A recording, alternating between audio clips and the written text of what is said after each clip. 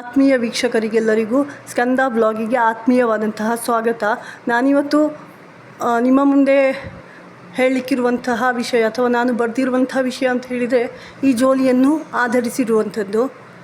ಜೋಲಿ ಅಂತ ಹೇಳಿದರೆ ಏನು, ಜೋಲಿ ಹೇಗೆ ನಮಗೆ ಉಪಕಾರ ಮಾಡ್ತದೆ ಮಕ್ಕಳನ್ನು ಮಲಗಿಸಲಿಕ್ಕೆ ಅಂತ ಹೇಳಿ, ಹಾಗೆ ತೊಟ್ಟಿಲುಗಳಿಗೂ ಜೋಲುಗಳಿಗೂ ಹೇಗೆ ವ್ಯತ್ಯಾಸ ಉಂಟು, ತೊಟ್ಟಿಲಿರುವ ಕಾಲದಲ್ಲಿ ಏನು ಮಾಡ್ತಾಯಿದ್ರು ಜನ, ಬಟ್ಟೆ ಅಂದರೆ ತುಂಬ ಬಡವರಾಗಿದ್ರಲ್ಲ ನಮ್ಮ ಹಿಂದಿನ ಅವರೆಲ್ಲ, ಅಜ್ಜನ ಕಾಲದವರೆಲ್ಲ ಉಡ್ಲಿಕ್ಕೂ ಬಟ್ಟೆ ಇಲ್ಲದಂಥ ಸ್ಥಿತಿಯಲ್ಲಿ ಹಾಳೆಯನ್ನು ತೊಟ್ಟಿಲಿಗೆ ಹೊದಿಸ್ತಾ ಇದ್ರಂತೆ.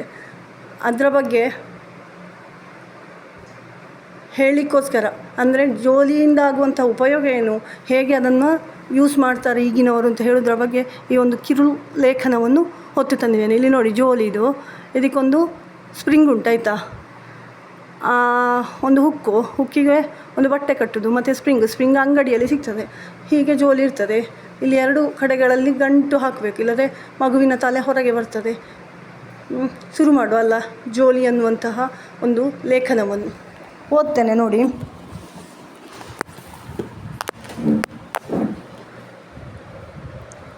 ನಮ್ಮ ಅಜ್ಜಿಯ ಕಾಲದಲ್ಲೆಲ್ಲ ಮರದಿಂದ ಮಾಡಿದಂತಹ ತೊಟ್ಟಿಲನ್ನು ಮಗುವನ್ನು ಮಲಗಿಸಲು ಉಪಯೋಗಿಸುತ್ತಿದ್ದರು.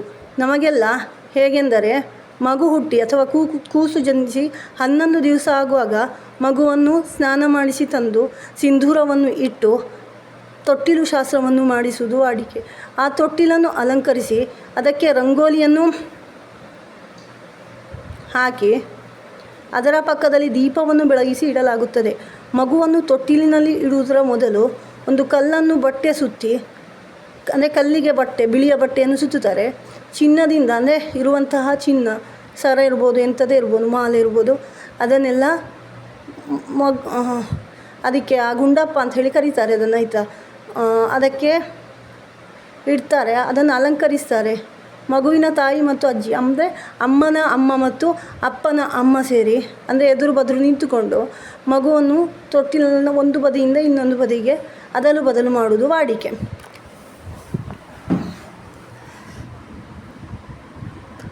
ತೆಂಗಿನಕಾಯಿಯ ಮೇಲೆ ಕೂತ್ಕೊಳ್ಳಿಸಿ ಮಗುವಿನ ಅಜ್ಜಿ, ಅಂದರೆ ಅಮ್ಮನ ಅಮ್ಮ, ಕಪ್ಪು ದಾರದಿಂದ ಸೊಂಟಕ್ಕೆ ನೂಲು ಕಟ್ಟುತ್ತಾರೆ. ಮುದ್ದಾದ ಮಗುವಿಗೆ ಯಾರ ದೃಷ್ಟಿಯೂ ಬೀಳದಿರಲಿ ಎಂಬುದು ಇದರ ಆಶಯ ಎಂಬುದು ನನ್ನ ಅನಿಸಿಕೆ. ಈಗ ಹಾಗಿಲ್ಲ. ಪೇಟೆಯಲ್ಲಿ ಅಂಗಡಿಗಳಲ್ಲಿ ಸ್ಟ್ಯಾಂಡ್ ರೀತಿ ಇರುವಂತಹ ತೊಟ್ಟಿಲುಗಳು ಸಿಗುತ್ತದೆ.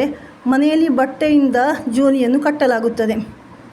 ಇಲ್ಲಿ ಜೋಲಿ ಕಟ್ಟಲಿಕ್ಕೆ ಒಂದು ಕಾಟನ್ ಬಟ್ಟೆ ಸಾಕು. ಕಾಟನ್ ಬಟ್ಟೆ ಯಾಕಂತಂದರೆ ಅದು ಮಗುವಿಗೆ ಆರಾಮಾಗ್ತದೆ. ಸೆಕೆ ಆದರೆ ಎಲ್ಲ ಅದರಲ್ಲಿ ಅಷ್ಟು ಗೊತ್ತಾಗೋದಿಲ್ಲ, ಆಯಿತಾ. ಅದಕ್ಕೆ ಹಾಕಲಿಕ್ಕೆ ಒಂದು ಸ್ಪ್ರಿಂಗು ಕೂಡ ಇರ್ತದೆ, ಈಗ ತೋರಿಸಿದ್ನಲ್ಲ ಹಾಗೆ. ಹಿಂದೆಲ್ಲ ಎಂತ ಮಾಡ್ತಾಯಿದ್ರು ಅಂದರೆ, ಮರದ ತೊಟ್ಟಿಲಿನಲ್ಲಿ ಮಗುವಿಗೆ ಬಟ್ಟೆಯ ಬದಲಿಗೆ ಹಾಳೆಯನ್ನು ಮುಚ್ಚಲಿಕ್ಕೆ ಉಪಯೋಗಿಸ್ತಾ ಇದ್ದರು. ಹಾಗಂದರೆ ಬಡತನ ಇತ್ತಲ್ಲ ಅವರಿಗೆ, ಹಿಂದಿನವರಿಗೆ ತುಂಬ ಬಡತನ ಇತ್ತು, ಆ ಉದ್ದೇಶಕ್ಕೆ ಆಗಿರ್ಬೋದು ಅಂತ ನನ್ನ ಅನಿಸಿಕೆ. ಮರದ ತೊಟ್ಟಿಲಾದರೆ ಅದನ್ನು ಕಟ್ಟಲು ಗಟ್ಟಿಯಾದ ದಪ್ಪದ ಹಗ್ಗವನ್ನು ಹುಡುಕಬೇಕು. ಜೋಲಿ ಆದರೆ ರಗಳೆ ಇಲ್ಲ, ಒಂದು ಸ್ಪ್ರಿಂಗ್ ಅಥವಾ ಬಟ್ಟೆ ಮಾತ್ರ ಸಾಕು. ಪುನಃ ಮಗುವಿಗೆ ಹೊದಿಸುವ ಅಗತ್ಯ ಕೂಡ ಇದರಲ್ಲಿ ಇಲ್ಲ. ಈ ಬಟ್ಟೆಯನ್ನು ಸ್ವಲ್ಪ ತಗ್ಗಿನಲ್ಲಿ ಕಟ್ಟಬೇಕಾಯ್ತಾ, ಇಲ್ಲದ್ರೆ ಮಗು ಎಲ್ಲಿಯಾರು ಎರಡು ಕಡೆ ಗಂಟು ಹಾಕಿದ್ದು ಎಲ್ಲಿಯಾರು ಮಗು ಒದ್ದು ಆಚೆ ಈಚೆ ಹೊರಳಾಡಿಯೋ ಎಂತಾದರೆ ಗಂಟು ಬಿಚ್ಚಿದ ಮಗು ಕೆಳಗಿರ್ತದೆ. ಆದಷ್ಟು ತಗ್ಗಿನಲ್ಲಿ ಕಟ್ಟಬೇಕು ಇದನ್ನು. ಜೋಲಿಯಲ್ಲಿ ಮಲಗಿಸಲು ಮಗುವಿಗೆ ಕನಿಷ್ಠ ಅಂದರೆ ತಲೆ ಎತ್ತಿ 6 ತಿಂಗಳಾದರೂ ಆಗಿರಬೇಕು. ಅದಕ್ಕೆ ತಲೆ ಎತ್ತಿ ಆಚೆ ಈಚೆ ನೋಡುವ ಹಾಗೆ ಅದು ಇರಬೇಕಾಯ್ತಾ.